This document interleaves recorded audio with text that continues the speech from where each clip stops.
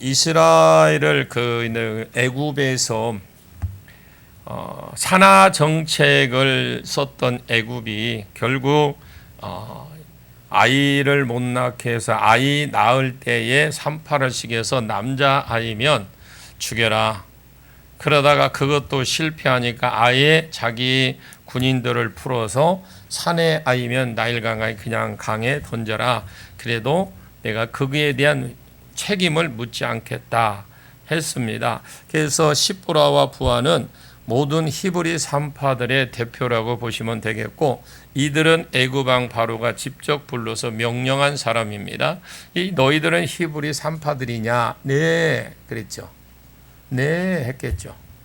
그럼 이제부터 너희는 히브리 여인들이 낳은 자식을 낳을 때 산의 아이면 죽이고 계집 아이면 살려라. 또 거기에 네, 했겠죠. 자, 그런데 출애굽기 1장 17절에서 20절 말씀을 보면 그러나 그럽니다. 두 번째 인구 언책, 억제 정책에도 실패를 하죠. 그래서 산파들이 하나님을 두려워했습니다. 여러분, 하나님을 두려워하는 자들이 되십시오. 하나님께서 우리 조상 아브라함에게 주신 이 첫 번째 큰 민족, 지금 성취가 돼가고 있는데 내가 만약 거기에 반대를 한다면 하나님이 과연 나를 가만히 두고 계실까?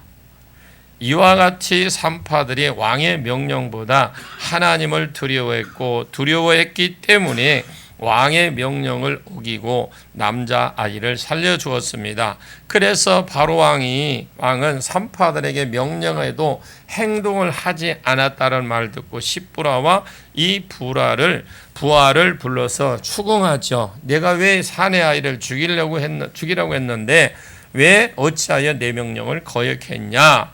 근데 산파들의 대답이 어땠어요? 참 걸작이죠. 왕이여, 히브리 여자들은요, 애굽 여자들과 달라서 엉덩이가 크고 막노동으로 단련된 몸이라 힘 한번 팍 주면 아이가 나와버립니다. 우리가 도착했을 때는 벌써 아이를 젖먹이고 있습니다. 이러고 있는 거예요. 그러니까 출애굽기 1장 22절에 보니까 막노동을 시켜 잠자리를 피하게 만들자. 그리고 이 히브리 산파 시켜서 산의 아이들을 죽이자고 몰래 시행했던 인구 억제 정책이지만 이제 효과가 없자 이번에는 아예 대놓고 시행해 버리죠. 이번에는 자기 백성들에게 명령을 합니다. 모든 애굽 사람들아 들으라. 앞으로는 히브리 사람들에게 산의 아이가 나면 너희들이 직접 나일강에 던져도 죄를 묻지 않겠다. 아예 얼굴에 철판을 깔아놓고 시행을 합니다.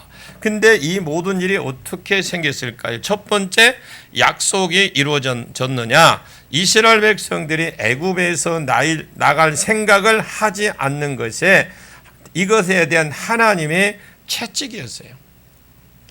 자, 지금 원래 이들이요, 노예가 아니잖아요. 그런데 하나님이 분명히 거기는 목적이, 이 고센 땅에 준 목적은 인구가 어떻게 해요? 거기에서 번성의 복을 주시기 위해서 그런 겁니다. 그런데 갑자기 여러분 요셉을 알지 못하는 새 왕 일으켜서 이스라엘 백성을 노예로 전락시키고 막노동을 시키고 또 산파를 사주해서 산의 아이를 죽이고 하다가 안 되니까 아예 산의 아이를 나일강에 던져버리고 이런 정책으로 인해서 히브리 사람들은 울부짖기 시작했어요. 이로 인해 완전히 지금 이 히브리 가족, 그러니까 유대인 가족들의 이스라엘 가족 쪽에 지금 초상집이 되어버렸어요. 그것이 하루 만에 계속 지속이 되는 거예요. 출애굽기 1장 23절에서 25절 보니까 이 상황 속에서 이스라엘 백성들은 그야말로 울부짖고 기도를 합니다. 하나님, 이곳에서 우리를 건져내 주옵소서. 이제 하나님께서 가라고 하시면 어디든지 갈 테니까 우리를 애굽에서 꺼내 주시옵소서. 하나님께서 이 기도를 들으시고 또 아브라함과 이삭과 야곱에게 세운 그 언약에 기억하셨다라고 그랬어요. 자, 이 아브라함과 이삭과 야곱이 세운 언약, 이게 뭡니까? 큰 민족을 이루어 주겠다. 약속이었어요. 자, 가나안 땅에 너와 내 자손인 예수 그리스도를 주겠다는 약속입니다. 천하 만민이 내 자손으로 말미암아 복을 받을 곳으로 돌아오게 하겠다는 약속입니다. 그런데 첫 번째 약속은 이미 성취가 됐어요. 둘째 약속은 성취될 이제 시간이 된 겁니다. 첫 번째 약속이 뭐예요? 첫 번째 큰 민족이 이제 이루어졌습니다. 그러면 이제 두 번째 하나님이 이 약속을 성취할 시간이 되었습니다. 내 삶 가운데 큰 풍파가 일어나는 것은 세상에 어떤 것을 끊으라고 하는 하나님의 신호라는 거예요. 그때 주께서 오라고 하시면 미련 없이 내 고향으로 돌아가겠다라는 거죠. 자, 애굽에서 전혀 나올 생각을 없었던 이 이스라엘 백성들이 여러 가지 어려운 일들이 쭉 생기니까 자기들의 입으로 이곳에서 건져내주면 언제든지 가겠다라고 하는 거죠. 이렇게 해서 첫 번째 문제 해결이 됐어요. 그런데 이제 이스라엘 백성들은 애굽에서 나올 마음이 충분합니다. 충분한데 문제는 바로왕이죠. 바로왕은 아쉽게도 절대로 보내고 싶은 마음이 먼지만큼도 없어요. 출애굽기 5장 1절에서 5절 말씀에 그랬더니 바로가 불끈하지 한번 읽어볼까요? 출애굽기 5장 1절에서 5절까지. 성경을 가지고 계시는 분들은 부지런히 손을 놀리셔야 됩니다. 그래야 또 진행상 빨리빨리 갈 수 있는, 한번 읽어보겠습니다. 시작. 그 후에 모세와 아론이 바로에게 가서 이르되 이스라엘의 하나님 여호와께서 이렇게 말씀하시기를 내 백성을 보내라. 그러면 그들이 광야에서 내 앞에 절기를 지킬 것이니라 하셨나이다. 바로가 이르되 여호와가 누구이기에 내가 그의 목소리를 듣고 이스라엘을 보내겠느냐. 나는 여호와를 알지 못하니 이스라엘을 보내지 아니하리라. 그들이 이르되 히브리인의 하나님이 우리에게 나타나셨은즉 우리가 광야로 사흘길쯤 가서 우리 하나님 여호와께 제사를 드리려 하오니 가도록 허락하소서. 여호와께서 전염병이나 칼로 우리를 치실까 두려워하나이다. 애굽 왕이 그들에게 이르되 모세와 아론아 너희가 어찌하여 백성의 노역을 쉬게 하려느냐.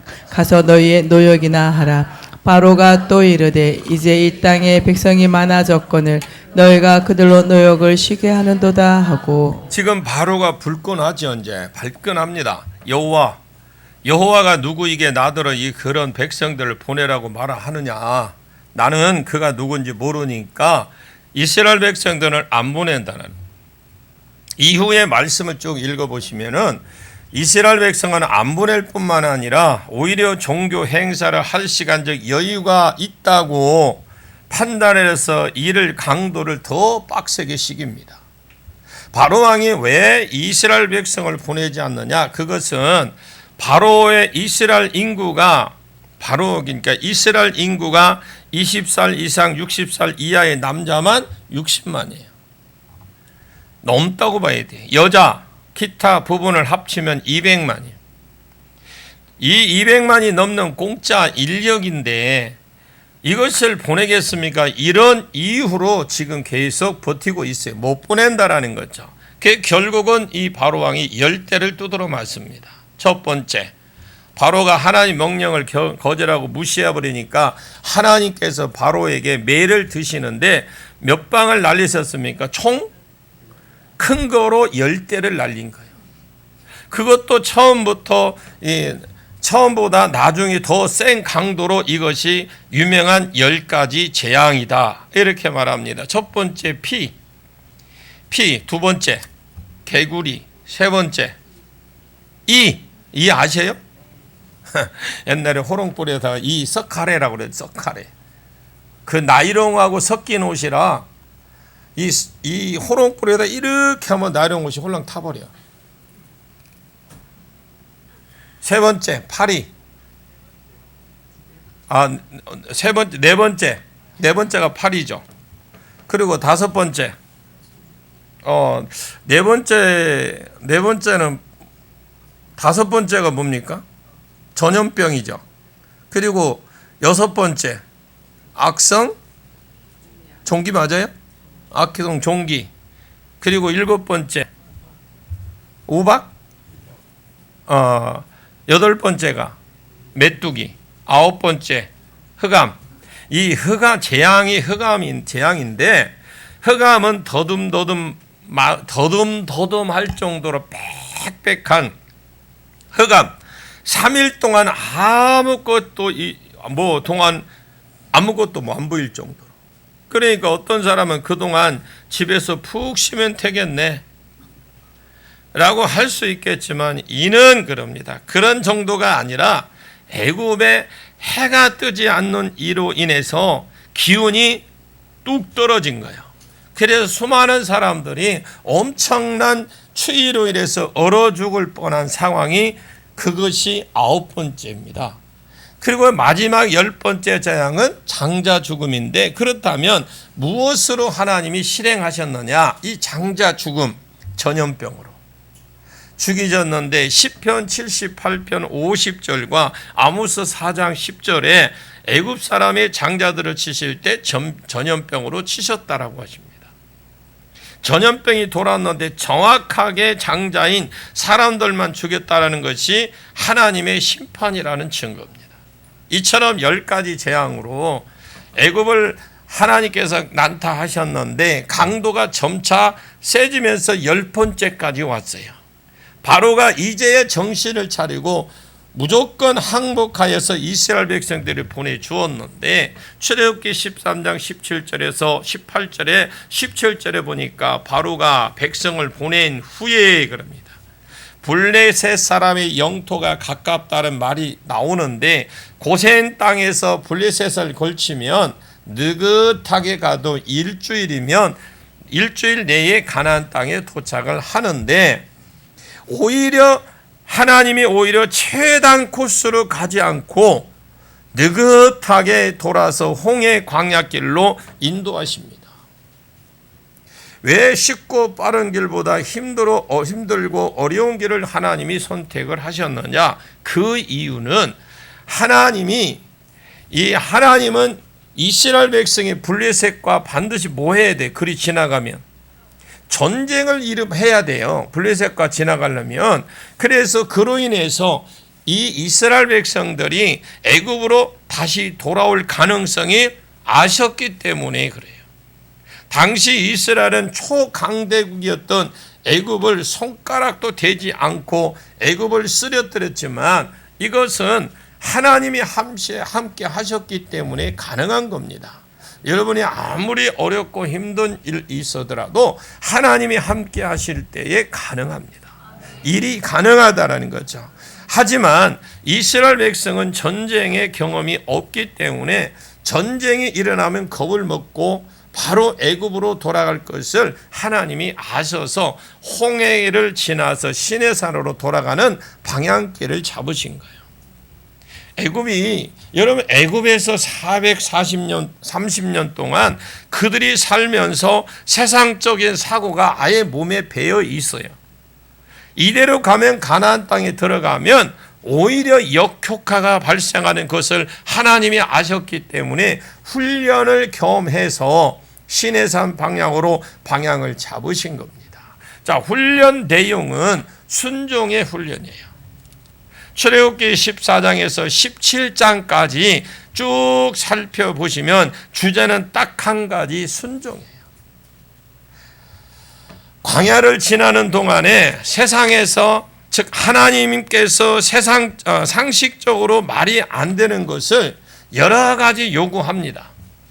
이스라엘 백성이 그대로 순종하면 만사 형통하게 되고 이런 결과가 좋았지만, 하나님이 아닌 자기 자신을 신뢰해서 불순종하는 경우에는 그야말로 이스라엘 백성의 뼈를 깎는 고통을 생기는 걸 봅니다.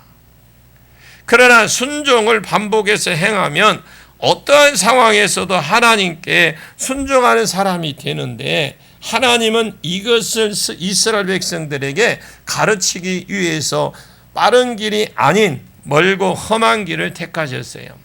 어떤 분이 그런 분이 있더라고. 목사님이, 아니 나보다 개척한 지가 얼마 안 됐는데도 저분은 빨리도 부흥이 되는데 왜 나는 이렇게 해도 죽으라고 해도 안 되는지 모르겠다고 그래요.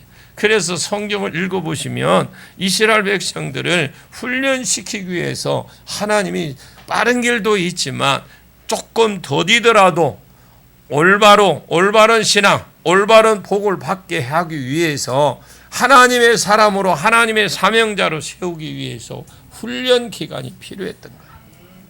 그럴 때는 그래요. 내가 하나님 앞에 아직도 훈련 기간이구나 이렇게 생각을 하시길 바랍니다.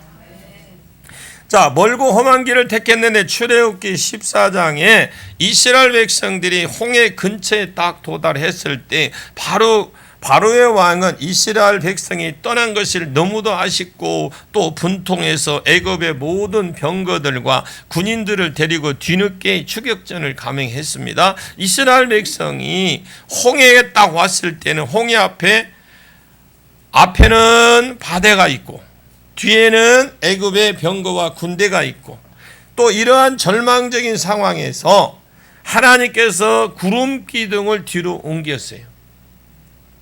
그리고 이스라엘과 애굽 사이를 격리를 시켰습니다. 애굽과 이스라엘 백성들 사이에 이 흑암이 존재하게 해서 애굽 백성들이 이스라엘을 못 건드리게 하나님이 거기서 역사했어요. 그리고 그 상황에서 이스라엘에게 하나님이 모세에게 지팡이를 들고 손을 바다에 있는 쪽으로 내밀어 바다가 갈라지게 합니다. 그 갈라진 바다 가운데 백성들이 들어가라고 했어요. 여러분, 모세가 지금 하나님이 어느 날 갑자기 짝대기를 들어서 바다를 행한다고 해서 갈라지는 게 아니에요. 모세는 처음부터 뱀을 던져보고 잡아보니까 이게 되네, 손도 넣어보고 그리고 물 한 바가지 퍼다가 넣어봐라 하니까 피가 되고 개구리가 올라오는 이 경험을, 그리고 광야에 가서도 여러 가지 경험을 통해서 훈련을 쌓고 해보고 또 해본 결과 짝대기를 내밀면 바다가 갈라질 거라는 확신이 있었기 때문에 되는 거예요. 이 사역도 마찬가지입니다. 여러분들이 어느 날 갑자기 하나님이 은혜 주신다고 치유됩니다. 되는데 하나님이 무엇 때문에 우리를 훈련을 더 시키겠습니까? 하나님은 더 큰 일꾼으로 쓰시기 위해서, 더 완벽한 일꾼으로 쓰시기 위해서 훈련이라는 게 필요합니다. 여러분들이 지금 이 모세가 지금 이 짝대기를 내밀어서 바다에 갈라졌는데 이것은 모세의 시험이라고 저는 봅니다. 모세의 시험. 자, 모세가 이렇게 지팡이를 든 손을 바다를 향해서 이렇게 폼나게 쫙 했어요. 가리키려 했잖아요. 했다니까 왜 쳐다만 봐요. 무한하게. 그게 이렇게라도 하든가 해야 되는데 만약에 안 갈라지면 얼마나 쪽팔려. 이런 상황이 지금 연출이 될 것인데 또 백성에게도 시험이 있었어요. 모세에만 시험이 있는 게 아닙니다. 백성에게도 시험이 있는데 물이 고체 흉내를 내면서 완벽하게 지금 서여 있어요. 근데 불안해서 어떻게 건너갑니까? 하지만 둘 다 모두 순종했습니다. 이스라엘 백성들은 안전하게 홍해 바다를 마른 땅으로 건너오는 놀라운 은혜를, 역사적인 체험을 하게 되었습니다. 출애굽기 15장으로 가보시면 수르 광야에 들어갔을 때에 11길을 가고 물이 떨어졌고 겨우 발견한 오아시스는 먹을 수 없는 짠물이었더라. 그래서 그 장소에 이름을 마라라고 지었고 히브리어로는 쓰다라는 말이고 아랍어로는 짜다라는 말이에요. 그때 모세가 하나님께 기도합니다. 하나님, 기도했을 때 하나님이 한 나무 가지를 지적했어요. 한 나무 가지를 지시하시고 그 나무를 물에 던져라. 그럼 물이 달 것이라고 그랬어요. 모세와 이스라엘 백성은 그대로 순종했습니다. 물이 짠물이 단물이 되어서 이스라엘 백성들이 그 물을 마셨다니까요. 그리고 출애굽기 16장에 이스라엘 백성들이 출애굽은 한지 한 달이 딱 되었을 때에, 그러다 보니까 애굽에서 가지고 온 양식이 이제 거의 바닥이 나고 떨어질 판인데, 그때 하나님께서 모세에게 하늘에서 양식을 비같이 내릴 것이라고 하시면서 일용할 양식을 날마다 줍되, 지금 광야로 보낸 것은 뭐 하려고 보냈다고 그랬어요? 첫 번에 순종의 훈련을 보냈다고 그랬어요. 그런데 날마다 일용할 양식만 줍되 한 사람이 한 오멜만 줍고, 정확하니 그것도 가르쳐 줬어요. 그 주워온 것을 다음 날까지 남기지 말라라. 지금 여러분 순종 훈련이에요. 그런데 어떤 사람은 손이 컸는지, 저보다 손이 더 컸는지 순종치 않고 허용양 이상 양을 주어서 먹고 남겨두었는데, 그 다음날 이 만나에서 벌레가 생기고 냄새가 나서 집안에 엄청 지금 완전히 지금 이런 대청소가 벌어지는 그런 어려움도 있었어요. 자, 이것을 이스라엘 백성들이 기억하게 되었어요. 이것을. 그래서 출애굽기 17장에 보시면은 이스라엘 백성이 신광야 느비딤이라는 곳에 도착했는데 또 물이 떨어지자 모세를 원망하고 대적했습니다. 그때 모세는 또 하나님께 기도하자 하나님이 지팡이를 들고 호렙산으로 가서 거기 있는 한 반석 위에 내가 네 앞에 서 있을 테니까 너는 지팡이로 반석을 치라 했거든요. 모세가 하나님 말씀대로 순종했습니다. 믿음으로 쳤더니 결과는 놀랍게도 반석에서 물이 나왔습니다. 그것이 여러분 조금 나온 거 찔찔찔찔 나온 게 아니라, 이것은 이스라엘 백성들과 그 짐승들이 마실 만큼 풍성한 물이었어요. 출애굽기 17장에 이스라엘이 느비딤 광야에 있을 때에 아말렉이 쳐들어왔습니다. 하나님이 모세에게 싸움은 여호수아가 하게 하고, 너는 산꼭대기에 올라가서 중보 기도하라고 하셨고, 즉시 모세는 그걸 순종을 했습니다. 여러분, 순종이 얼마나 큰 역사가 일어나는지 보십시오. 그리고 여호수아는 현장에 가서 열심히 싸우는 것과 아무런 상관없이 또 작전 잘 세우는 것도 아닌 모세가 기도를 손을 들면 이스라엘이 이기고, 반대로 모세의 기도의 손이 피곤해서 내려오면 아말렉이 이깁니다. 이것은 무엇을 뜻합니까?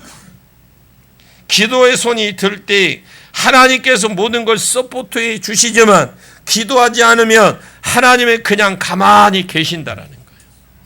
여러분, 기도의 손이 올라가기를 원합니다. 이게 우리가 성도와 불신자 차이는 뭘까요? 신자는 불신자처럼 상식이 살아가는 것이 아니라 내 생각과 같은 다른 오직 하나님의 말씀대로 사는 것을 신자라고 그래요. 신자. 이렇게 하나님의 말씀에 순종해서 살아가는 모든 것을 하나님이 책임져 주시는 걸 우리는 볼 수 있어요. 이것이 순종 훈련이 출애굽기 14장에서 17장까지 쭉 이어집니다. 그리고 출애굽기 19장에서 받은 것이 모세의 오경을 받습니다.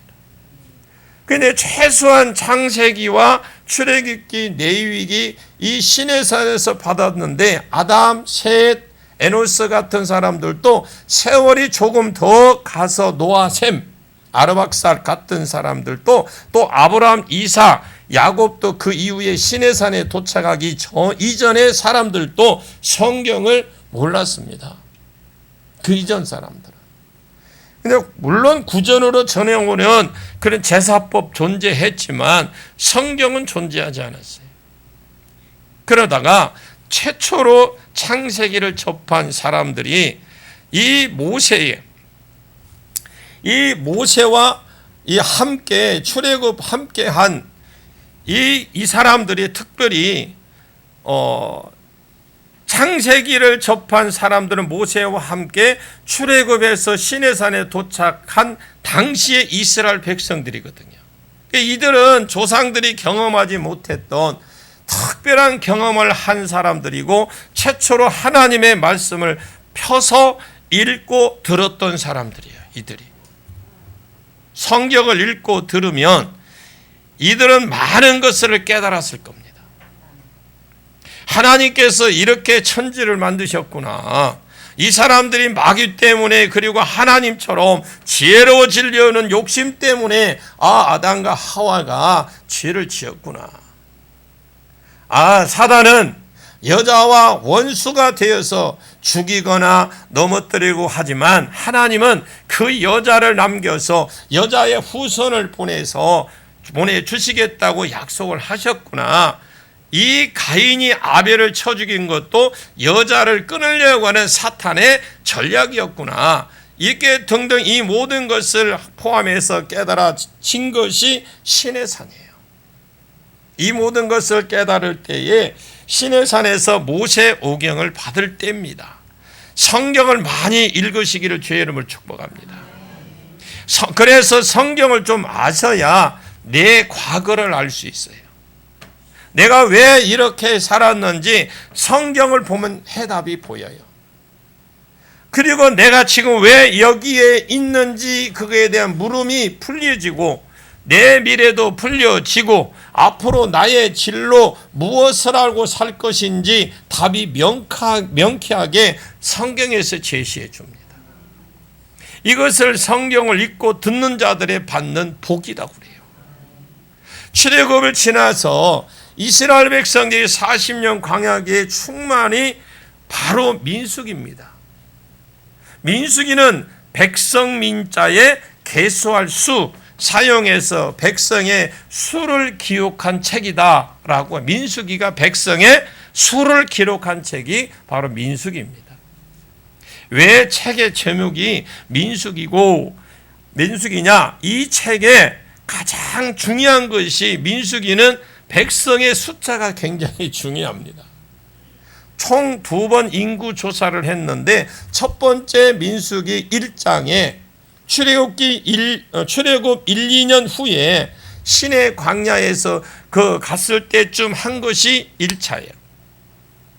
두 번째 인구조사가 민수기 26장의 모압 평지에서 한 것으로 이때는 이스라엘 백성들이 40년 광야 생활을 끝내고 가나안 입성을 지금 눈앞에 두고 있을 때거든요. 민수기 1장에서 나온 첫 번째 인구조사 숫자는 63만 3,655명이에요. 두 번째는 60만 60만이죠? 60만 1,177명.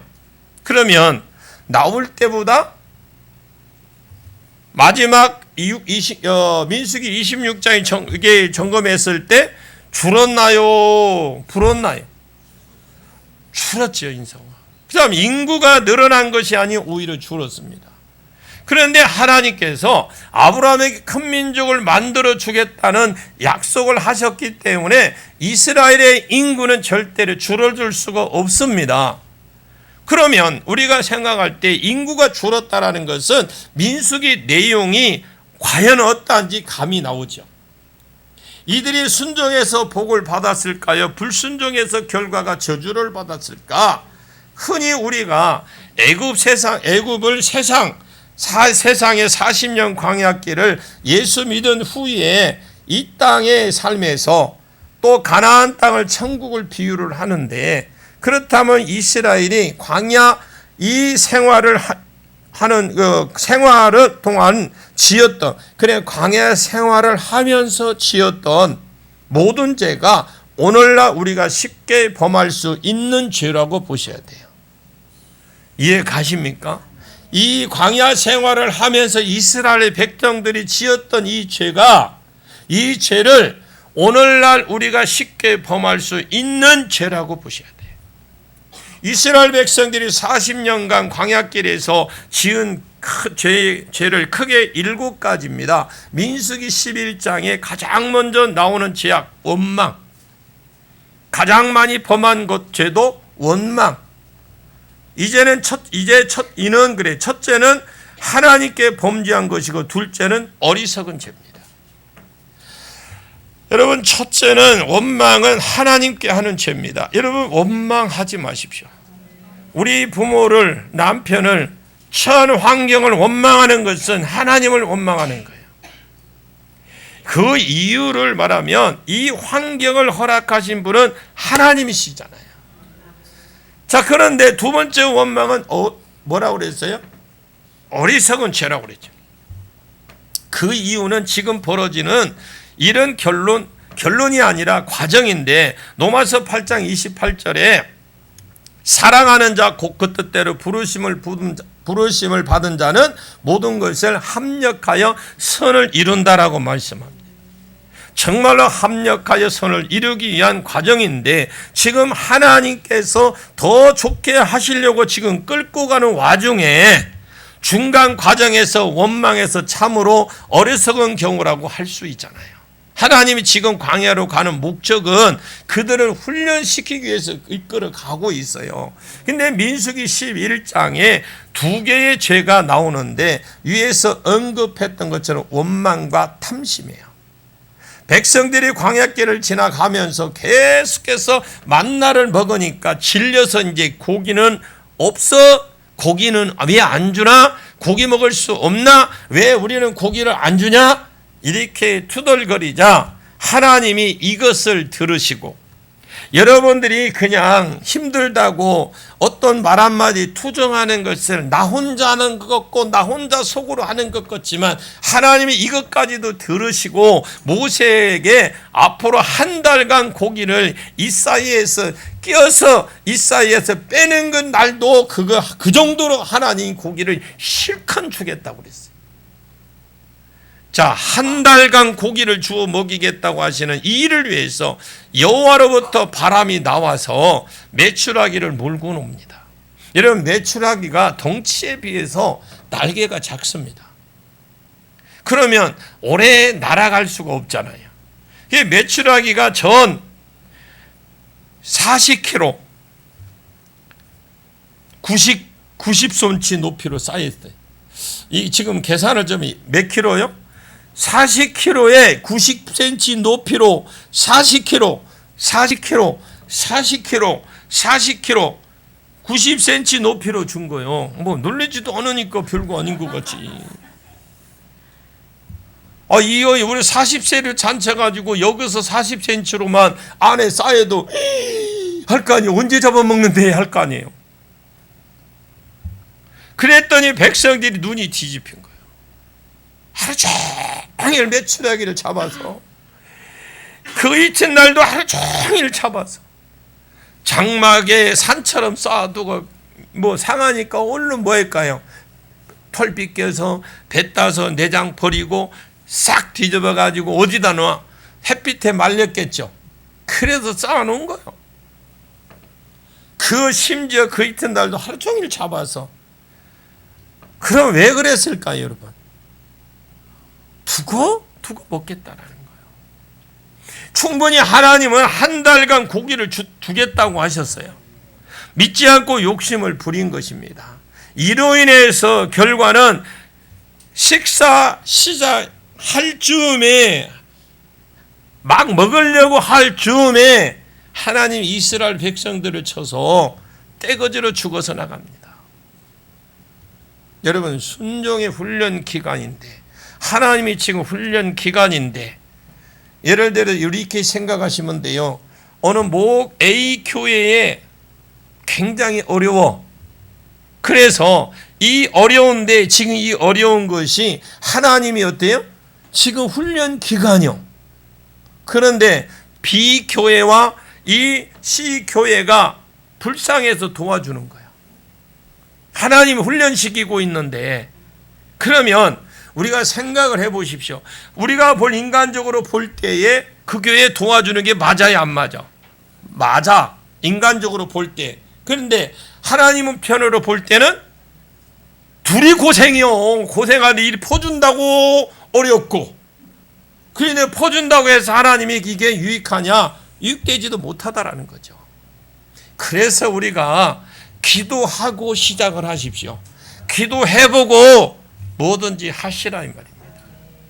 그런데 두고두고 먹겠다고 그랬는데 결국 하나님이 치시잖아요. 욕심이 많고 탐심이 많은 사람들은 사탄에게 좋은 도구, 먹잇거리가 됩니다.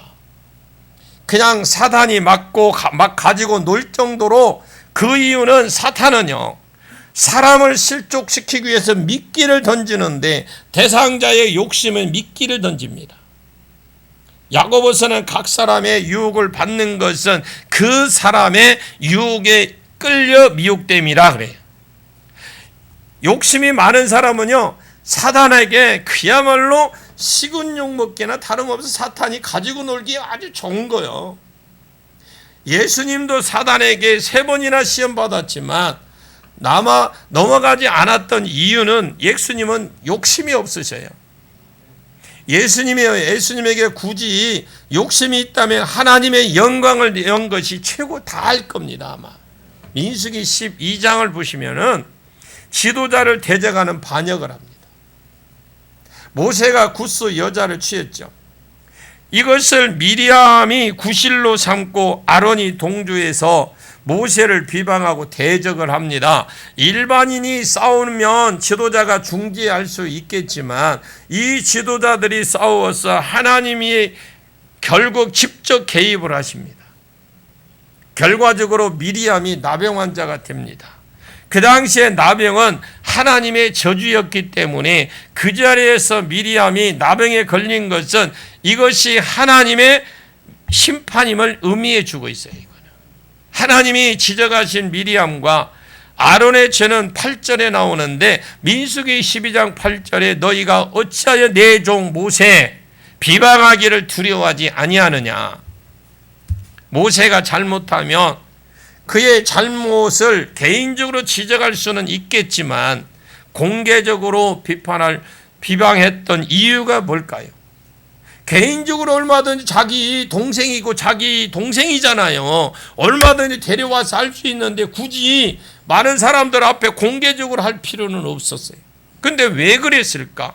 왜 이것을 두려워하지 않았느냐? 라고 하나님이 그들을 직접 추궁합니다. 이 말을 할 때 조심스럽게 하라 이 말입니다. 뭐든지. 하나님은 왜 모세의 손을 들어줬을까요? 당시 상황을 우리가 보셔야 돼. 하나님 나라에는 가장 중요한 것이 말씀이에요. 아멘입니까? 말씀이 전달되는 통로가 바로 누구예요? 모세라는 거예요. 모세의 잘못 유머를 떠나서 모세의 영적 권위가 흔들리게 되면은 하나님 나라의 그 역사가 전체가 흔들리고 말씀의 권위가 결과적으로 무너지기는 되는 결과를 맞이하게 된다라는 거죠. 이것을 막기 위해서 하나님은 말씀을 선포하는 줄 존중해 주는 겁니다. 오늘 아침에 새벽에 정현 목사님께서 아주 그냥 자세히 말씀해 줬잖아요. 어떻게 내가 또 창세기 12장 1절에서 9절을 하라고도 안 했는데 또 오전 시간에는 또 우리 황 목사님께서 또 창세기를 해주셔서 너무 고맙더라고요. 내가 굳이 막 이렇게 고장고장 안 해도 되겠구나. 다 해서. 그래서 하여튼 내 고마움에 그래서 지금 내일 저녁부터요. 이제 우리 황상훈 목사님 교회에서 이제 집회를 금요일 날 오후 2시까지 할 거예요. 고마운 마음에. 여러분 보십시오. 지금 결과로 무너지게 되는 결과를 맞이하게 됩니다. 이것을 막기 위해서 하나님이 말씀을 선포하는 자를 존중해 주신다는 걸 믿으십시오. 신앙생활이나 조직생활을 하다 보면 상급자나 지도자의 허물이 눈에 보일 때가 너무 많아요. 저도요, 목사가 되기 전에 목사님들을 여러 분 모시다 보니까 저는 하나님 무슨 소리 하십니까? 저는 절대 목사 안 될 겁니다 하고 아예 15년을 작정하고 피해 다녔어요. 저는 돈 좀 벌어서 돈 많은 장로로서 여기저기 섬기고 싶습니다. 이랬던 사람이에요. 그런데 이 얼마나 보일 때가 많아요. 흠이. 말했잖아요. 오늘 아침에 똑같이 돈이 없어서 밥 못 사는 게 아니야. 돈이 있는데도 왜 화장실 가? 그 시간에 왜 다른데 문자 보내는 척 돌아서 그때 전화도 안 왔는데 전화 받는 척하고 나가. 왜 그 시간에? 돈 있다고 하는 거 아니에요. 그리고 막상 돈이 없으면 목사님들을 사줄 수가 없죠. 그런데 그 자리도 나가기가 꺼려워. 그래서 목사님들이 일을 하려면 돈도 있어야 돼. 그래서 돈장로, 우리 교회 이번에 돈장로 세워요. 내가 하는데 이제 우리 아멘을 하던지 하나 어디 갔어? 우리 장로님 어디 갔어? 피름 잃을 데 없네.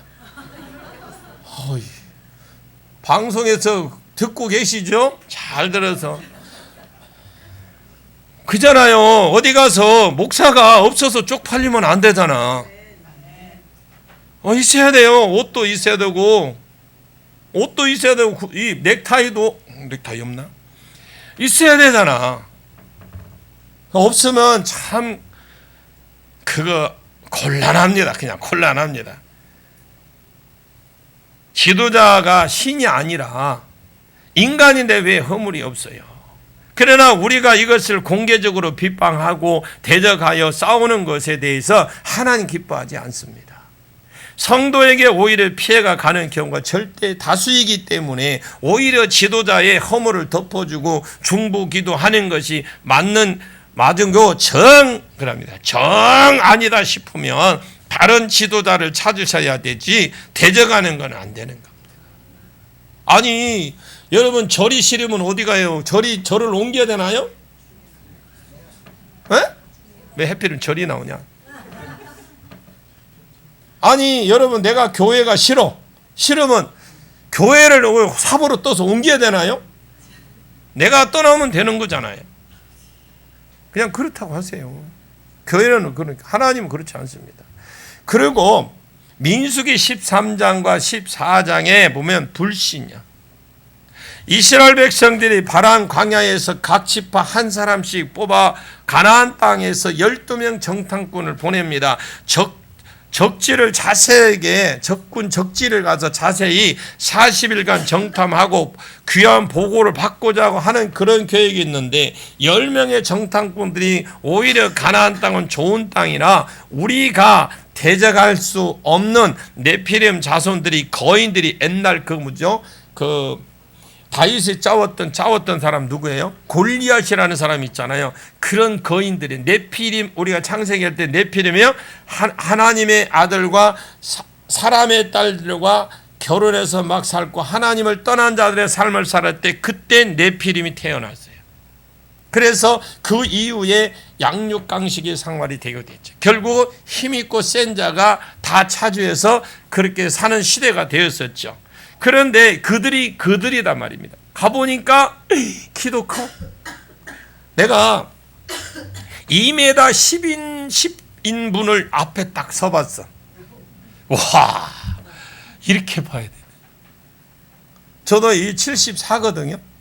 74인데 이렇게 쳐다봤는데 그 사람은 나를 쳐다보려면 이렇게 봐야 돼. 그러니 지금 이스라엘 백성들이 가서 사람만 쳐다봐도 이 위압감이 된 거예요. 똑같은 곳을 정탐하고 왔어요. 왜 보고가 그러면 상반이 될까요? 답은 간단합니다.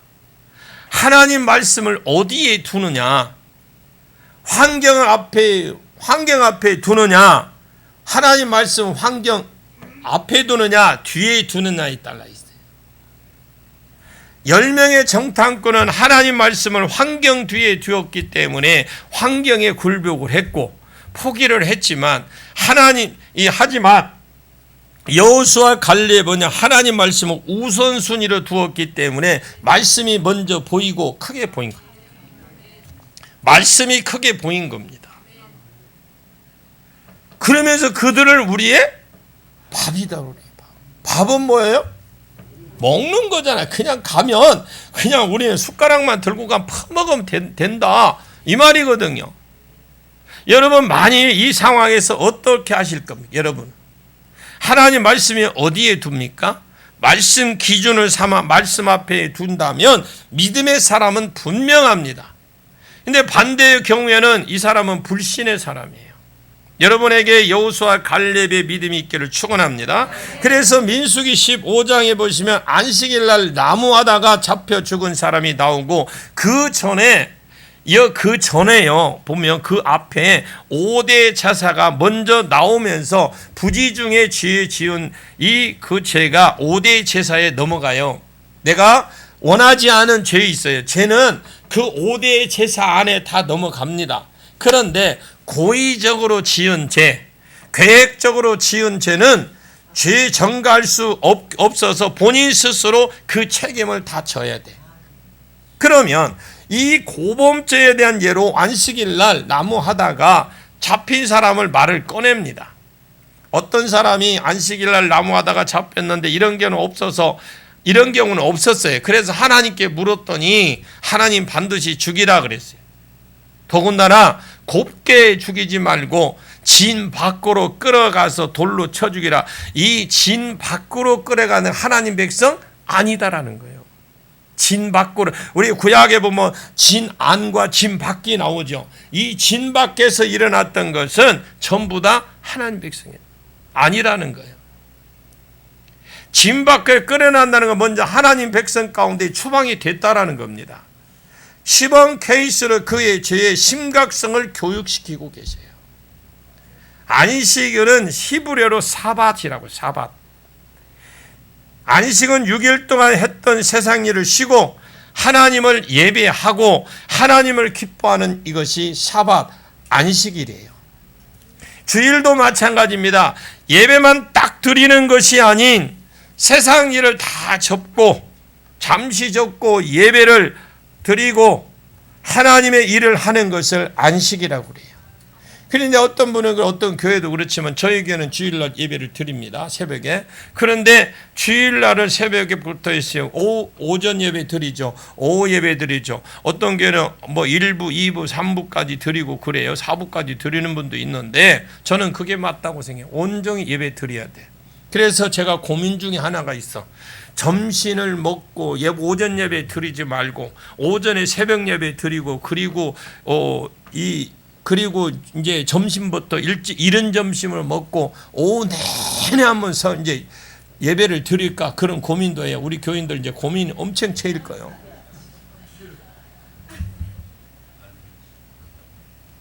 주일은 그런 개념이 아니에요. 그냥 여러분 주일날 그 예배에 딱 오전 예배 한번 드렸다고 해서 그 주일 지킨 거 아닙니다, 여러분. 여러분 주일을 온전한 예배를 드리십시오. 온전한 예배가 뭐예요? 오후에 그냥 새벽 예배는 없다. 교회에서 안 하니까 없다 치다 안 한다면 없다 치고 오전 예배, 오후 예배 공식적으로 거의 다 그렇게 드리잖아요. 근데 요즘에 오후 예배도 없는 데가 있어. 코로나 이후에 오후 예배 없는 데 많아요. 자, 그러면 여러분들이 그런 오전 예배 딱 드리고 집에 가서 뭐 해야 돼? 집에 가야 되나요? 우리도 아직까지도 우리 교회도 내가 가끔 한마디 이야기하는데 아직까지 예배 드리면 벌써 썰물 나가듯이 샥 빠져나가. 내가 가기도 전에 절반은 빠져나가. 우리 유장로님 이번 주부터 저 뒷문은 예배 마치면 철저하게 잠가 놓으십시오. 저 후문은 잠가 놓으십시오. 내가 아무리 비워도 손은 잡고 가야지. 그렇게 여기까지만 해야지 또 시험들까지.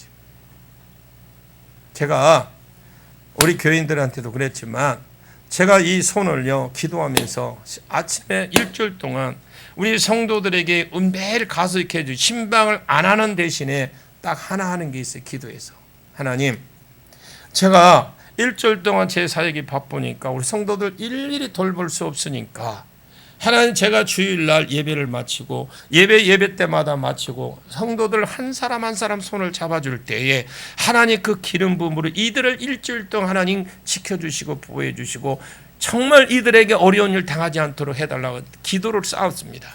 그리고 나만 좋아해.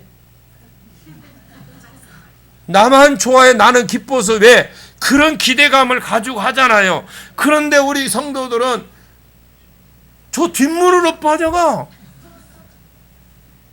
땡!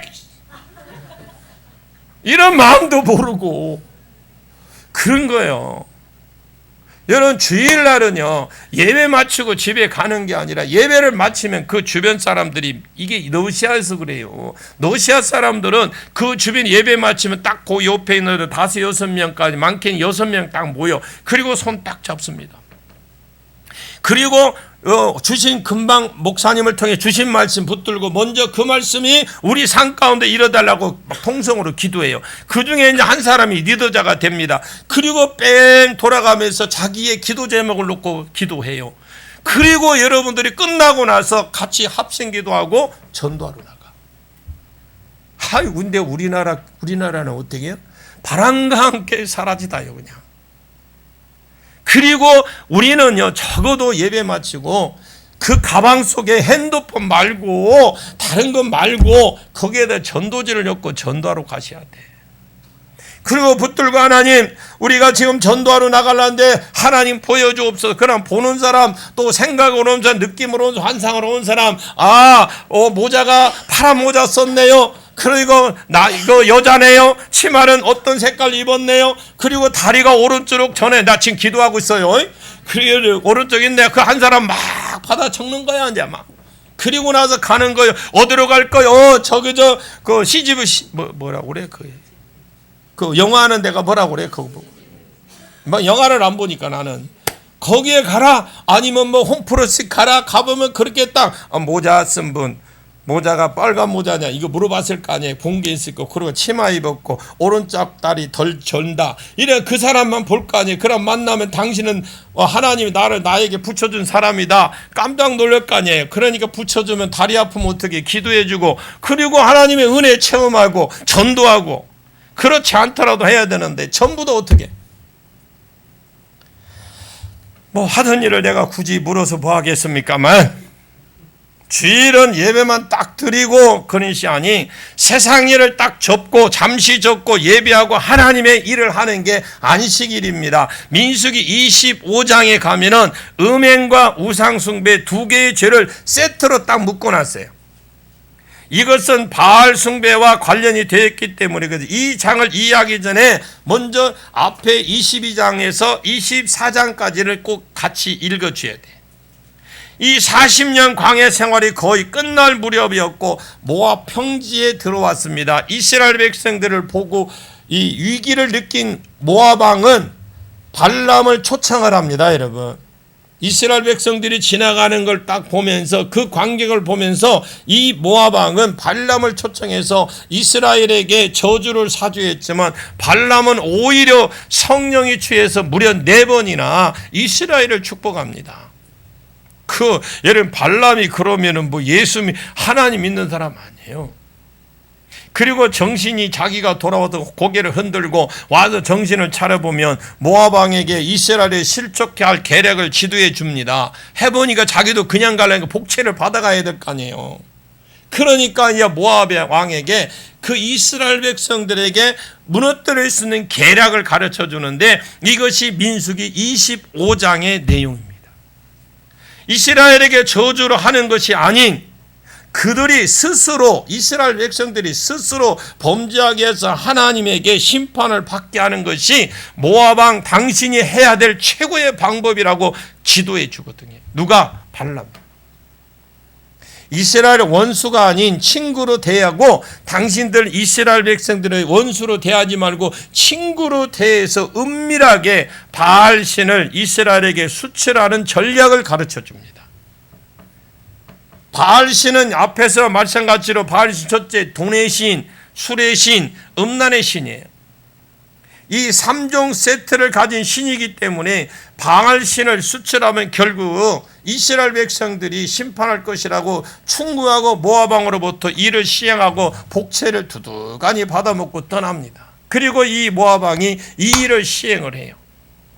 대적하지 않고 이스라엘 백성 우리나라를 통과하시며 하시옵소서 하면서, 그러면서 이왕 가시는 길에 광야길에 얼마나 피곤하십니까? 잠시 우리 축제가 있는데 이 축제에서 여정을 풀고 기분 전환도 하고 가십시오 하고 자기 축제에 한번 놀러 오라고. 뭐 요즘은 뭘 줘요 이거? 우리 같으면 전도지를 주는 거나 똑같아. 그러면서 이스라엘 백성이 경험하지 못한 이 신세계를 보여주면서 죄의 길로 인도했고, 이런 전략이 100% 성공을 한 겁니다. 이 전략을 오늘 또 성공률이 대단합니다. 거의 실패 직전에 전무한 최강인 사탄의 최종 병기예요, 이게. 자, 사단은 자신이 저주로 성도를 무너뜨리는 것이 불가능한 것을 잘 인지하고 자신의 목적을 이루기 위해서 성도가 스스로 범죄하게 하는 길로 인도하면서 유혹을 합니다. 자기가 직접 못하고 성도가 거기에 유혹이 안 되거든. 그런데 유혹을 합니다. 자, 40년 광야길을 요약하면 왜 그렇도록 하나님이 그토록 참으셨느냐? 이런 7가지 죄들로 인해서 인구가 거꾸로 줄어들었어요. 이런 죄로 인해서. 사도행전 13장 18절 말씀에 이스라엘 백성의 40년 광야길을 한마디로 정리하면 40년간 그들의 소행을 참으셨다. 참을 때 40년 어떻게 참았을까요? 40년 동안 얼마나 참기 힘들었을까요? 4일이 아니라니까 40년 참으셨어요. 광야에서는 무려 40년이나 이스라엘 백성이 뻔뻔한 범죄 사실을 참아 주신 거예요. 이스라엘 백성에 대한 하나님의 태도 한 단어도 보여주자면 이 단어입니다. 모세의 중보예요. 중보. 출애굽기와 민수기 읽다 보면 하나님께서 폭발하셔서 몇 번이나 이스라엘을 쓸어버리려고 하셨던 적이 있었어요.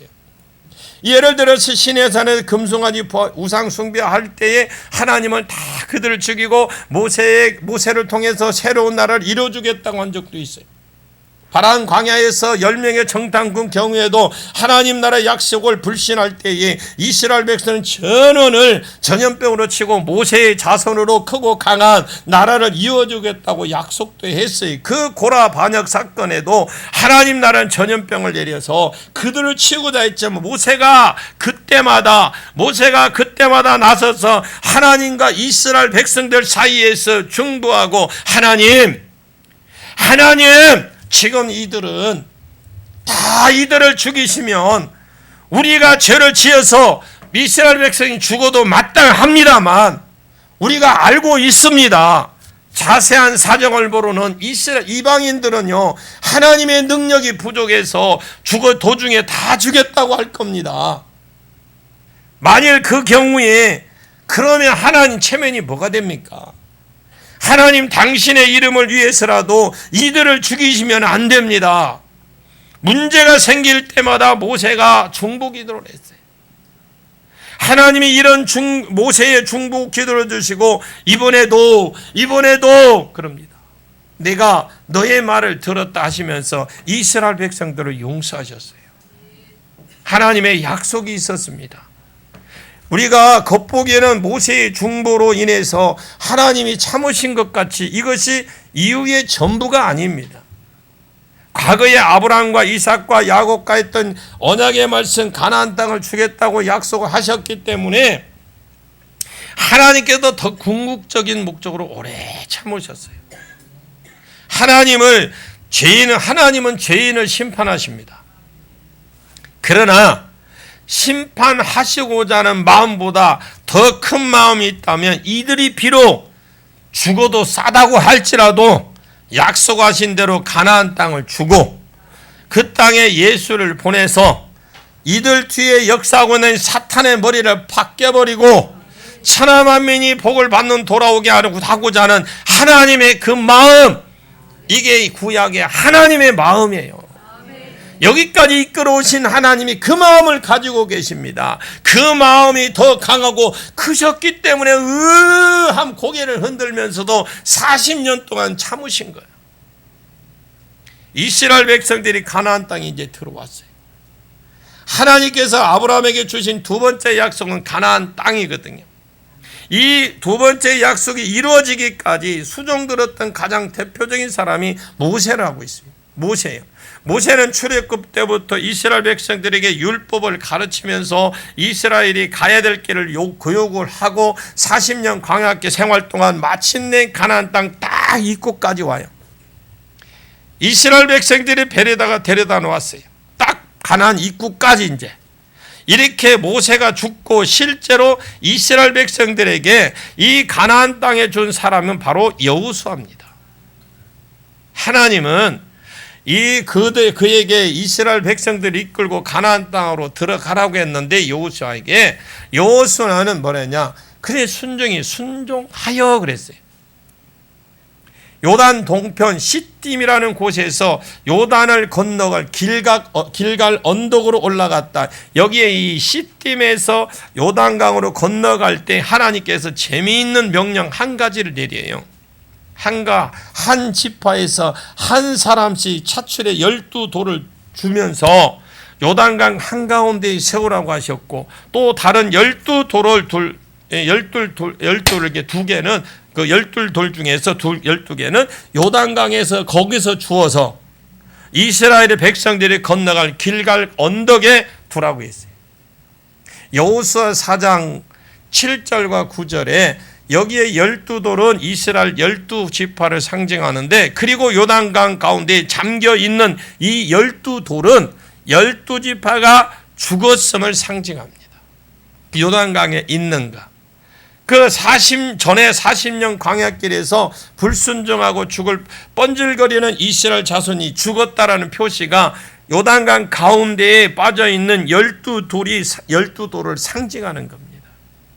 그리고 길갈 언덕에 세워진 이 12돌은 동일한 12지파가 산자가 된 것을 상징하고요. 이제 우리는 하나님께 대해서 산자가 되었습니다. 그래서 이제 하나님이 뭐라고 하시는 것에는 살아서 반응한 자가 되겠습니다.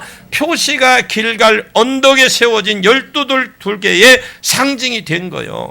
우리는 이미 죽었습니다. 왜? 하나님이 이미 벌써 죽이기로 작정했었는데, 그러나 하나님이 그 목표를 이루기 위해서 요단강에서 그 대신에 12개를 물에 잠갔어요. 죽었잖아. 물에 속에 들어가 있으니까.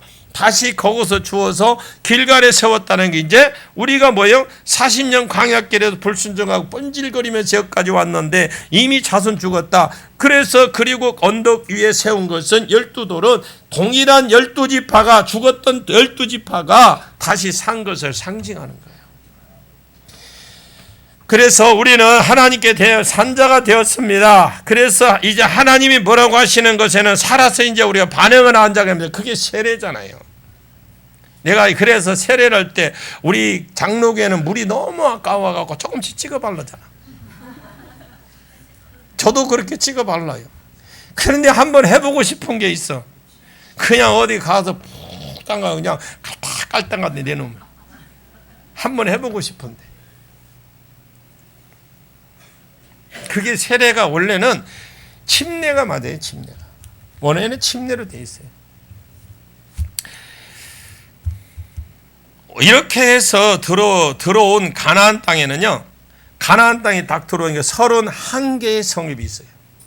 그 중에서 첫 손님이 바로 여리고 성인데, 여호수아에게 여러분 첫 성 여리고를 이기는 것은 엄청 중요한 겁니다.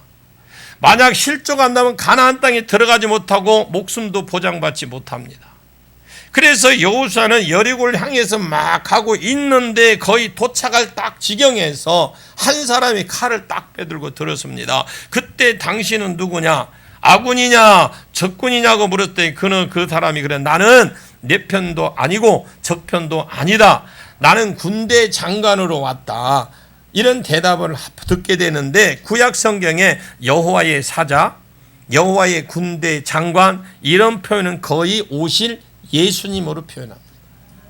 자, 여호와의 군대 장관이라는 말을 듣자 여호수아도 그 자리에서 엎드려서 주의 종에게 무엇을 요구하십니까? 라고 물었더니, 그랬더니 여호와의 군대의 장관이 내가 선 곳은 거룩한 곳이니까 내 발에서 신을 벗어라. 왜 신을 벗으라고 했느냐? 신을 벗는 것은 너의 권리를 포기하고 네가 계획했던 모든 이것은 권리를 포기하고 뭐예요? 내게 양도를 해라. 주소지를 옮기라 이 말입니다. 지금 그래서 표시거든요. 지금 내가 할 일은 네가 하려고 지금 가는 거 나한테 넘겨라. 우리 목회가 그런 것 같습니다. 왜 여호와의 군대 장관은 여호수아에게 신을 벗으라고 요구했느냐? 아브라함, 이삭, 야곱에게 가나안 땅을 주기로 약속하신 그 있죠. 이 약속을 주신 분이 하나님이십니다. 하나님이 약속하신 것을 하나님이 이루어 주신다라는 거죠. 우리 오전에 우리 황상원 목사님 어떻게 보면 신대원에 갔는데 3년 동안 목사님 설교하라 하니까 장로인데 뭐하러 내가 장로할 건데 말라고 설교를 하라 합니까? 그런데 하나님이 어떻게 해요? 그것도 순종의 훈련이거든. 여러분, 학부로 하는 것은 이게 순종의 훈련이에요. 신학교는 순종 훈련이에요.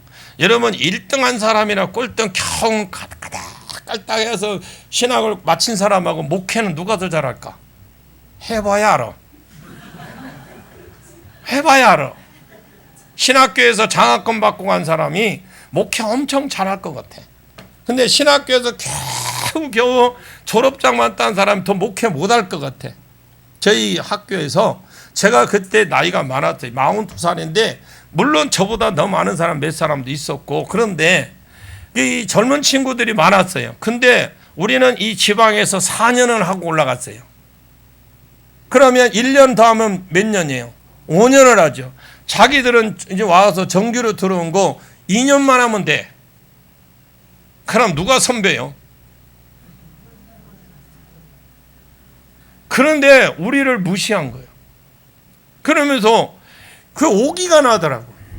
저거들이 성적 장학금 막 타가고 그러니까 그래 오기가 나. 근데 영국가로 올라간 사람은 장학금 안 줘. 그래서 오기가 나서 내가 한번 깨트려야 되겠다 싶어 열심히 했어요. 그래서 성적 장학금 탔어요. 금액을 안 밝힐게. 왜 그러냐면 사모님한테 안 줬거든. 그걸 사모님도 몰라. 그런데 배룩에 간을 내먹지. 나보다 더 어려운 이 전도사님 계셨어. 그래, 그 장학금을요, 그 해피려면 장학금 다 기분 좋게 지금 우리 거구에서 강의실에서 지금 밑으로 내려오고 이제 숙소로 가려고 내려오는데 해피려면 그 전도사님이 나하고 같이 탔어. 근데 그나마 나는 그래도 사모님이 나는 은행인 줄 알고 살아왔기 때문에 차비라도 주고 밥값을 주고 했으니까 괜찮았어요. 학비도 안 밀렸고. 그런데 이분은 학비가 밀렸어. 그래서 이분은 순간적으로 나도 생각지도 않았어요. 근데 이 돈을 이분에게 줘야 되겠다는 생각이 들어서 이분의 손을 잡고 그 1층에 뭐가 있냐면 사무실이 있어요. 사무실들에 가서 총무과에 가서 그분 등록금을 준 거예요. 내가 잘했죠. 지정신이 아니었어요. 왜냐하면 그분은 공부를 잘해요. 하고는 싶은데 너무 어려운 거야. 그런데 나는 몰랐는데 그 사람이 누구냐? 우리의 그 지방에서 올라온 신학생들을 무시하던 그 반열의 한 무리였어. 지금도 나 만나면 죄송하다고 손잡고 그래. 그런데 제가 이거는 무조건 총무과에서도 그렇고 이 누구에도 누구든지 비밀로 해라. 그리고 제가 장학금 탔다 소리 하지 마세요 했어요. 그런데 이제 이게 나중에 졸업할 때에 딱 됐는데 보니까 우리를 지방에서 올라온 사람들을 조금 거시기 했던 사람들은 지금도 목회 못하고 있어. 공부 잘한다고 1등한다고 목회 잘하는 거 아니야. 여러분, 성경만 무지런히 읽으십시오. 평생 목사는요, 이 성경 한 거 갖고 목회하래요. 다른 데 갖고 목회하는 거 아니야. 이것만 부지런히 읽었어요. 근데 그 사람들은 뭐 했냐면 레포트 진짜 멋지게 잘해. 근데 우리는 어리숙해. 이쪽도 안 맞고 저쪽도 안 맞아. 아무리 잘을 해도 밤새도록 해요. 우리는 새벽 이제 4시 반 되면 왕성교회가 있었어. 거기 왕성교회 새벽기도가. 근데 이 친구들은 지금부터 어떻게 해요? 코를 드르렁 하고 잤어. 그러면 나갈 때 내가 물바가지 한 번에 확 뿌리고 나가. 같이 있으면 숙소에서 자면서 나갈 때 물 한 바가지 들고 그냥 확 뿌리고 자. 그래도 모르고 자고. 왜? 밤 늦도록 이 네포트 한다고. 근데 우리는 네포트가 그 사람들 젊은 사람과 우리는 어때? 차이가 엄청나지. 근데 교수님은 알아. 교수님은 알아요. 아무리 여러분 잘해도 교수님은 다 알아요. 이게 무엇을 어떻게 하고 어떻게 했다는 다 압니다. 그런데 왜 청격자금을 탔을까요? 제가 잘해서 탄 게 아니에요. 열심히 해서 탄 거예요. 왜냐하면 매 강의 시간마다 저를 시켰거든요. 발표를 시켰어. 죽겠대요. 이게 저는 전도사 때부터 목회를 시작했어요. 담임을 했어요. 청빙 가서. 그러기 때는 목회해야 되죠. 공부해야 되죠. 이게 하기가 쉬운 것 아니거든요. 그런데도 이 교수님이 꼭 시키는 이유가 있어. 왜? 목회를 먼저 했으니까 먼저 해보라는 거예요. 그런데 나중에는 내가 교수님을 미울 정도로 그만큼 싫었어요. 왜? 코에서 막 피가 나고 막 그래서 힘들어서. 그런데 미울 적에 나중에 졸업할 때 되니까 교수님이 은근히 좋아지기 시작해. 근데 좋아졌는데 교수님이 저를 부르는 거예요. 그러면서 저에게 선물을 주겠대. 뭘 주는가 했더만 구속사. 이 구속사를 어떻게 하는지를 그걸 가르쳐 준 거예요. 가르쳐 주면서 당신이 어떻게 해보려고 했는데 몸이 파킨스병이 걸렸어요. 그러니까 못하니까 이전도 다 한번 해봐라. 내가 이런 자료를 줄 테니까 이렇게 하는 거라는 거 누를 가르쳐 줄 테니까 책을 30권이나 소개해 줘. 사준 게 아니고 30권을 소개해 줬어. 그러면서 그걸 보고 그리고 국내에 있는 성경 세미나라 구속 세미나라 다 가봐라 그러더라고. 그리고 할 수만 있으면 전도 세미나도 가봐라. 가봐서 갔다 오니까 설교 2편 3편 하면 없어. 더 다음 할 거. 그래서 시작하게 됐는데 그렇다고 이 짧은 거기에 됩니까? 그 결과 준비만 10년을 했어요. 거의 10년, 7, 8년 정도 했으니까. 하루아침에 이게 되는 게 아니에요. 성경 많이 읽으십시오. 그리고 가능하면 제가 첫 시간에도 말씀드렸지 우리 목사님들도 그렇고 밑에 주석 달린 거 사지 마. 그냥 성경만 읽으세요. 성경 읽으면 성령이 알게 해주고 깨닫게 해줘요. 구약에 있는 거 신약에 내가 지금 준비해서 구약에 필요하면 하나의 스토리를 갖다 줘요. 그러면 그런 보고 하시면 되고 주석 없어. 하나님이 주석이요. 성령께서 알려주셔요. 성경 많이 읽으시길 바랍니다. 성경 무조건 많이 읽으세요. 성경 읽게 되면 하나님께서 지혜의 영을 열어주시기 시작합니다. 그러면 하나님이 지금 이 여호수아에게 권리를 포기해라? 이게 쉬운 게 아니거든요. 여호수아에게 뭐가 있습니까? 이 성이 굉장히 중요한 관문이거든요. 이게 지게 되면 이제 전체 다 장담을 못해. 그런데 물론 이 약속을 주신 분이 하나님이기 때문에 하나님이 약속하신 것을 이루어 주십니다. 물론 사람을 도구로 사용해서 일을 하셔요. 그러나 사람이 하는 것이 아니라 하나님이 친히 가나안 땅을 정복하기 위해서 싸우신 거예요. 그래서 군대 장관의 모습으로 찾아오셨는데 찾아오셔서 어떻게 싸웠냐? 첫째, 하나님께서는 전략을 지시합니다. 이 성에는 이렇게 해라. 이 문제는 이렇게 해결을 해라 하고 상황에 맞는 전략을 주셔요. 이것이 새로운 것이 아니라 노아 때도 그랬고 모세 때도 그랬고 여호수아 때도 똑같은 마찬가지입니다. 둘째, 사람의 순종. 하나님께서 딱 전략을 주실 때에 사람의 할 일이 뭡니까? 이해가 되든 안 되든 유익이 되든 안 되든 오직 순종하는 것. 첫째, 하나님이 개입합니다. 우리가 하나님이 주신 전략대로 순종하면 하나님께서 그 전략대로 되게 해 주십니다. 예를 들어서 병든 자에게 손을 얹으면 나으리라. 그런데 우리가 손을 안 얹으면 안 낫는 것이지만 손을 얹으면 하나님이 그 순종을 보시고 병자가 낫도록 개입된 거예요. 그 사람이 능력이 있어서 낫는 거 아니라니까. 이렇게 될 것이다. 하나님 성령께서 감동을 주셔요. 그러면 손을 얹으면 나을 거. 그럼 내가 안 하고 감동만 받고 성령님 그러세요? 나으리라고 하면 나은다운 손을 언제 놨잖아요. 그겁니다. 이것이 하나님과 사람의 동역하는 비결이다라고 하거든요. 그렇다면 위에서 말한 3단계 원리가 과연 그러한지 남은 여호수아를 통해서 확인해 보기로 합니다. 야, 첫성 뭐요? 여리고성 앞에 이제 딱 도착했습니다. 그런데 그러죠. 그런데 상대가 싸울 마음이 있어요, 없어요? 전혀 싸울 마음이 없어요. 저는 이걸 깜짝 놀랐어요. 아니, 지금 이 여리고 성에 있는 사람들이 분명히 소식을 들었을 거 아니에요. 그냥 들었다고 하세요.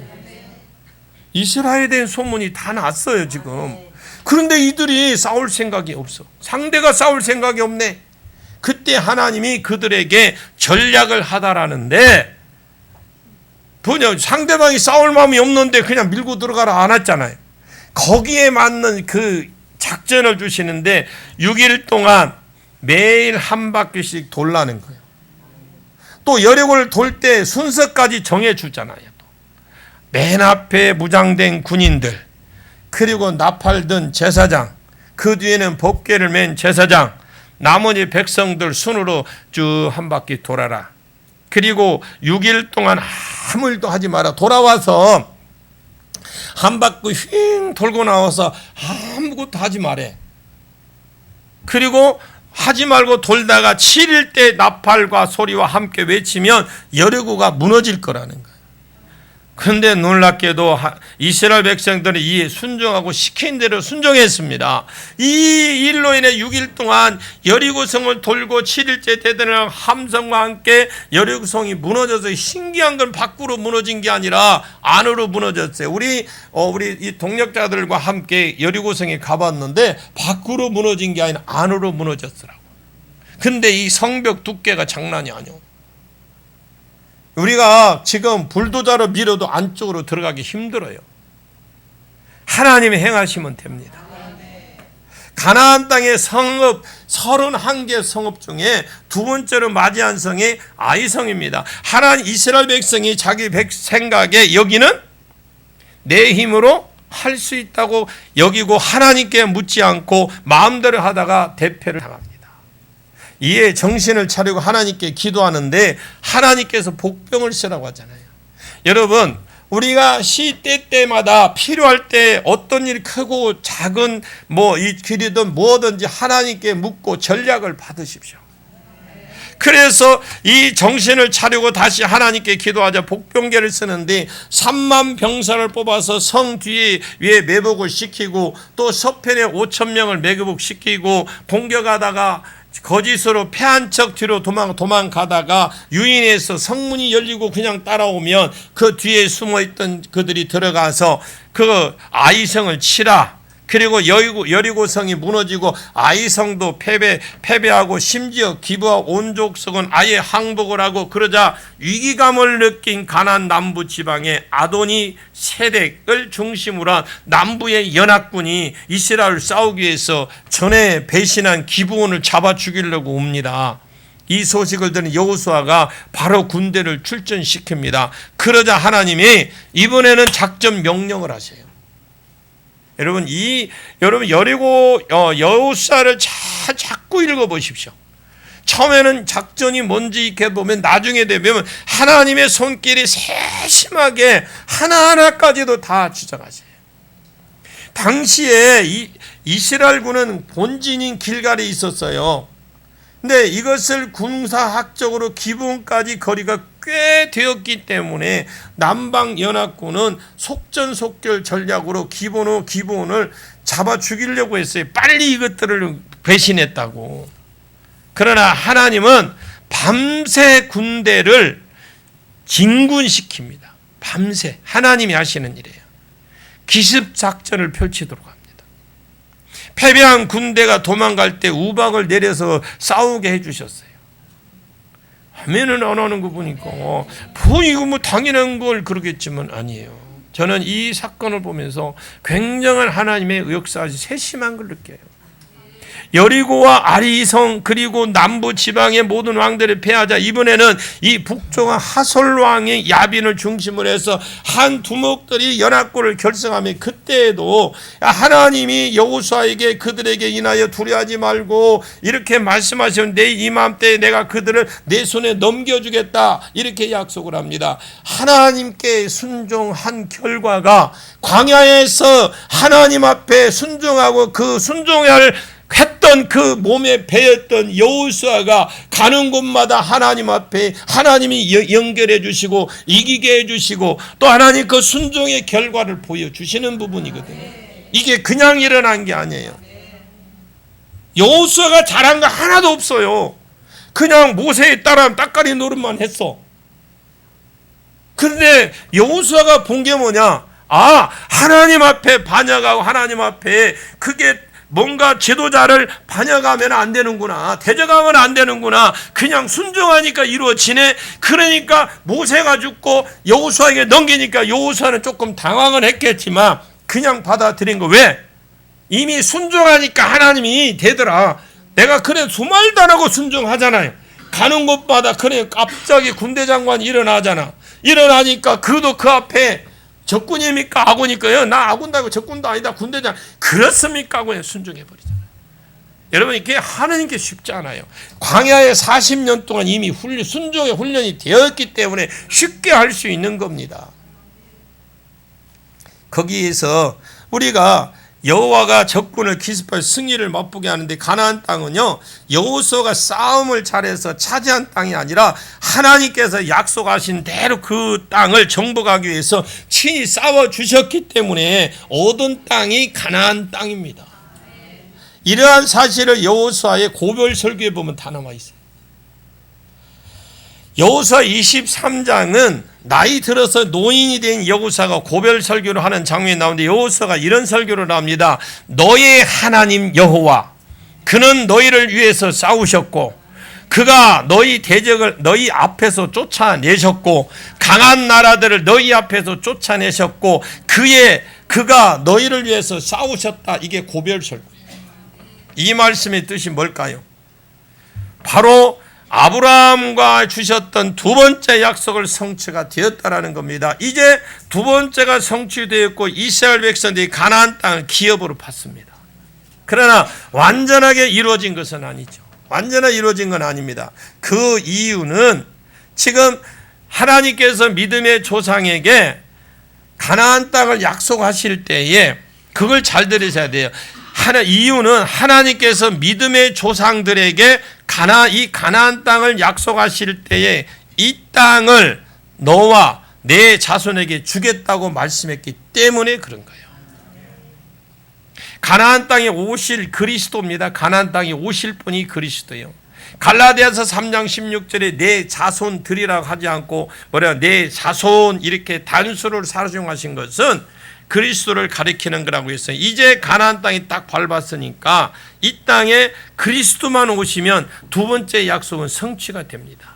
그런데 창세기 49장에서 그리스도는 유다 지파를 통로를 통해서 일어날 것이라고 예언되어 있어요. 창세기 49장 8절과 10절에 8절은 유다가 형제들의 찬송이 된다는 말은 유다 지파에서 왕이 일어난다는 말입니다. 12지파 중 유다 지파에서 왕이 일어나기 때문에 이 유다 지파에서 왕이 일어나기 때문에 여기 잘 좀 한 번 더 말씀드릴게요. 이 지파에서 왕이 일어나기 때문에 다른 형제들 있죠. 다른 형제들 유다 지파를 높이고 찬양할 수밖에 없다 이 말입니다. 그러면 유다 지파에서 왕이 일어나기 때문에 다른 지파가 유다 지파의 왕을 경배할 수밖에 없다라는 것이거든요. 그래서 9절에 보니까 유다 지파에서 왕이 일어나면 그 왕은 마치 젊은 사자 같아서 원수의 목을 잡을 뿐만 아니라 움킨 것을 찢고 올라갈 것이다 그랬어요. 자, 이 말은 유다 지파에서 일어난 왕은 강력한 사자 같아서 다른 나라를 정복하고 수많은 전쟁 포로와 탈춤을 통해서 귀환할 것이다 이 말입니다. 참고로 이 예언은 사무엘 하 8장에 이미 이루어졌어요. 그곳에 다윗이 정복이 전쟁이 나오는데 블레셋을 이기고 모압을 이기고 소아막 하닷 에셀을 이기고 다맥색 아람을 이기고 하다막 왕 그냥 항복하고 에돔을 이기는 내용들이 그냥 쭉 나오거든요. 계속해서 창세기 49장 9절에 그가 엎드려 웅크림이 수자 같고 숫사자 같고 암사자 같으니 누가 그를 범할 수 있으랴, 이 말이 나오는데, 주변국들을 어느 정도 정복하고 나면 이제 안정기가 올 것인데, 그때 너무나 강력한 왕이기 때문에 아무나 건드리지 못할 것이다, 이 말입니다. 창세기 49장 10절에 아주 중요한 예언이 나옵니다. 실로는 히브리어로 평안, 평강이라는 뜻인데, 실로가 오시기까지 미친다, 이 말은 유다 지파를 왕위가 안 끊어지고 계속 이어지다가 평안이라는 이름을 가진 왕이 올 때까지, 평안을 줄 자가 올 때까지 계속해서 이루어질 것이라는 거예요. 유다 지파에서 일어날 왕으로 평강의 왕은 바로 예수 그리스도십니다. 창세기 49장 10절에 그에게 모든 백성이 복종하리로다. 실로 평강의 왕이 오시면 그에게 모든 백성을 복종한다라는 것은 이스라엘 백성만 복종하는 것이 아니라 열방 가운데 그의 백성이 예정을 입은 자들 다 그에게 복종할 것이다, 이 말이거든요. 창세기 49장에 유다 지파 왕이 일어날 것이고 그 왕위가 존속되며 그리스도가 오신다, 이렇게 기록되어 있는데, 그러나 여러분 구약 성경에 보시면 이번에 이 예언이 이루어지지 않는 것을 봅니다. 왜냐하면 이스라엘의 첫 번째 왕은 베냐민 지파 누구예요? 사울이거든요. 사울이 왕이 될 수 있습니까? 없습니까? 그런 왕이 될 수 없는 사람이에요. 그러면 사울이, 이스라엘의 초대 왕이 사울인데, 그리고 이 사울은 베냐민 지파 사람이에요. 분명히 유다 지파에서 와야 돼. 맞다고 하세요. 맞거든요. 근데 유다 지파의 왕이 일어날 것이라 예언을 했는데, 그러면 왜 베냐민 지파의 왕이 일어났느냐? 야곱의 예언이 잘못됐을까요? 아닙니다. 한마디로 베냐민 지파의 사울 왕이 왕으로 세워진 것은 벌로서 응답을 해준 거예요. 이스라엘 백성들의 벌로서. 사울은 하나님의 복이 아니라 그 시대에 위한 하나님의 벌의 벌. 사무엘상 12장 11절에 13절, 사무엘상 12장은 사무엘의 설교입니다. 이스라엘의 초대 왕인 사울, 대관식의 이 사무엘의 모든 백성을 향해서 했던 설교거든요. 이게. 이 설교는 이스라엘 백성들이 사사시대를 끝내고 이제 왕정시대로 가고자 했던 배경을 알게 하는 중요한 내용입니다. 사사시대를 종식하고 이제 왕정시대로 가는 시대, 사무엘의 등극 설교 가운데 사무엘상 12장 11절에 네 사람의 이름을 언급합니다. 여룹바알, 베단, 입다, 사무엘, 네 번째가 바로 지금 설교를 하고 있는 사무엘이에요. 이 네 사람의 공통점은 왕정시대의 이전의 나라를 통치했던 사사들이거든요. 사사시대.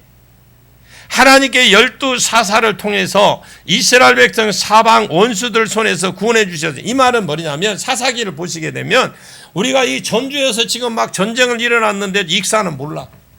여기에서 전쟁이 일어났는지 몰라. 하나님 그렇게 역사를 해 주셨어요. 그것도 뭐 왼손 쓰는 자 오른손 장애자를 들어쓰지 않나, 소모를 고가는 목동을 쓰지를 않나. 많이 우리가 봐도 인생 따라지들을 갖고 있어요. 그런데 하나님 역사하시니까, 그들의 성령을 부어주시니까 이기게 하시잖아요. 그랬는데 이스라엘 백성들은 이 사사들이 영 마음에 안 드는 거예요. 이 이스라엘 12사사들의 공통점이 있어요. 딱 누구나 제대로 된 사람 한 사람도 없어. 첫 번째 사사이 누구예요? 오시요. 온니엘. 근데 이 사람이 어디 출신이에요? 에돔 출신. 하나님 보내주신 사람이 이방인 온니엘, 자기 나라 사람도 아니요. 당장 코가 내 석자인데 지금 전쟁이 벌어지는데 지금 출신 성분이 무슨 필요가 있겠습니까? 결과만 확실하다면 뭐 자유에도 뭔가 어설펐던, 자기네들 봐도 뭔가 어설펐던 것 같아. 그 사람이 온니엘이.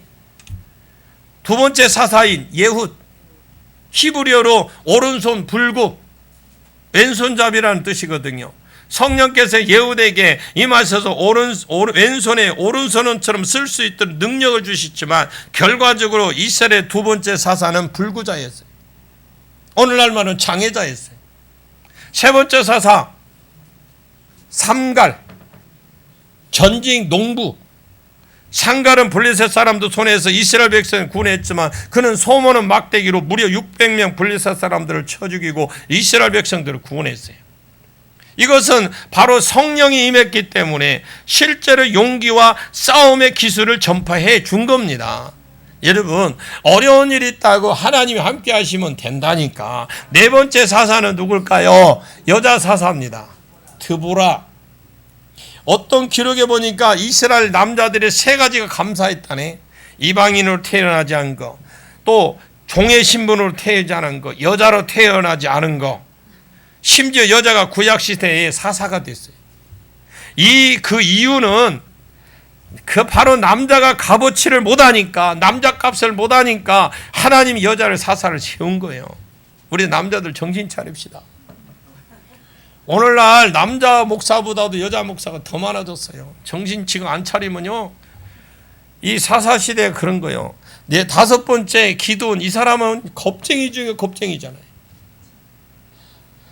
당시를 봅니다. 당시 미디안 사람들이, 그 미디안 사람들은, 이 기도원이 어떤 사람은 당시의 미디안 사람들이 숨어서, 두려워가지고 숨어서 포도주 틀에 안에 타작할 정도로, 숨어서 타작할 정도로 소심했던 트리플 A형이지만 성령이 그에게 임하셔서 겁쟁이도 300명으로 13만 5천 명을 이기게 하셨어요. 여섯 번째 사사 돌아버리죠. 이름이 있더니 벌레라는 뜻이 벌레. 이 벌레라는 이름이 노예라는 뜻이거든요. 노예가 그 노예 이름입니다. 그런데 비록 노예였지만 성령의 권능이 임했을 때에 이스라엘의 구원자가 되고 존귀한 자가 돼요. 여러분, 내 신분이 어떻다고 하지 마세요. 내 지금 형편 어떻다고 하지 마십시오. 이런 보면은 존귀 12 사사들 한결같이 이방인, 불구자, 농부, 여자, 겁쟁이, 노예, 2% 모질하는 사람들. 이스라엘 사람들은 이들을 믿기는 믿었지만 어딘가 마음이 찝찝한 거예요. 다시 한번 사울의 등극식에서 사무엘이 했던 설교를 보면 왜 유다 지파가 아닌 베냐민 지파의 사울의 왕을 세웠는지, 그리고 사울 왕이 된 것이 왜 상이 아니고 버리는 것인지 그 설교를 내용을 전하고 있어요. 사무엘상 12장 11절에서 13절에 보니까 12절 이하의 중심으로 풀어보자면 한결같이 부족한 사사들이었지만 그래도 이들을 통해서 이스라엘 백성을 하나님께 구원해 주셨습니다. 부족하지만. 그래서 목회자가 조금 부족하다고 뭐하다고 여러분 혹시라도 여러분들이 뒤에도 뒷땅 까지 마십시오. 하나님이 성령을 입으면 그분이 부족할지라도 하나님이 역사하시면 됩니다. 하지만 백성들의 눈에는 뭔가 그들을 볼 때마다 어설프고 불안하고, 와중에 그때 막 뭔가 볼 때 불안하고 뭐가 이 어설펐던 그런 와중에 암몬 왕 나하스라는 왕이 쳐들어온 거예요. 비록 딱 쳐다봤는 적군이었는데 나하스 왕이 너무나 멋지게 보여. 군인들도 정병이었습니다. 군대는 우리 군대 가서 제식 훈련만 받으면 뭐가 딱 압도가 되잖아요. 국군의 나날 여러분 착착착하면 어떻게 해요? 뭔가 딱 압도가 되잖아요. 그것처럼 훈련을 봐도 전투 능력을 가늠해 볼 수 있는 집단이에요. 그것을 이스라엘들이 그걸 딱 보면서 공격 앞으로 하니까 타타닥 하는 거야. 막 이런 식으로 하니까 너무 멋져 보이는 거예요. 그걸 보고 겁에 질려서 보면서도 뭔가 적군이지만 그 왕이 너무 폼나고 멋져 보이는 거예요. 이런 생각을 하게 된 겁니다. 누가? 이스라엘 백성들이. 저런 폼나는 왕을 우리도 한번 가져봤으면 좋겠다. 소원이 없겠네. 자, 제사장 왕과 같은 간절함이 생겨나고 자꾸 왕을 요구하기 시작한 겁니다. 왕을 요구하게 했는데 나머지는 이제 저녁 시간에 하도록 하겠습니다. 뒤에 볼 거 없어요. 뒤에 볼 거 없어요. 저녁 시간에 제가 좀 할 일이 더 조금 더 한 것밖에 없어요. 여러분, 우리도 눈에 보이는 것만 보지 마시고 하나님의 이 기록된 약속된 말씀을 믿으십시오. 그 말씀 믿고 우리가 순종해 나갈 때 하나님 놀라운 역사가 일어날 겁니다. 기도하겠습니다. 참으로 고마우신 아버지 하나님, 은혜를 진심으로 감사를 드립니다.